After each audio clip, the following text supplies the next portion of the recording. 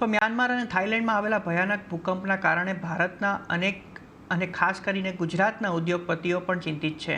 ભૂકંપની business પર શું અસર થશે તે જાણવા અમારા સહયોગી સંવાદદાતા કેતન જોશી જોડાયા છે. કેતન, આ ભૂકંપની વ્યાપાર જગત પર કેટલી અસર જોવા મળી રહી છે?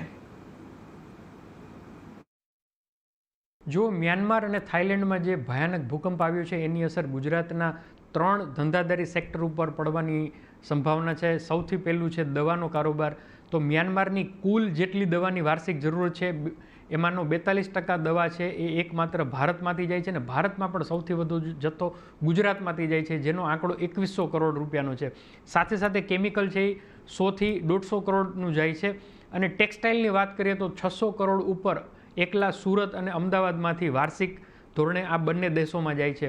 હવે પેમેન્ટ પણ અટકી શકે, નવી ઓર્ડર બુક પણ સ્ટ્રોંગ થઈ શકે, પરંતુ પેમેન્ટની જે સાયકલ છે એ થોડી રોકાઈને આવે એવી પણ સંભાવના છે, કારણ કે જે પ્રમાણે અર્થક્વેક આવ્યું છે ત્યાંની અર્થતંત્ર ઉપર આની નકારાત્મક અસર પડવાની છે.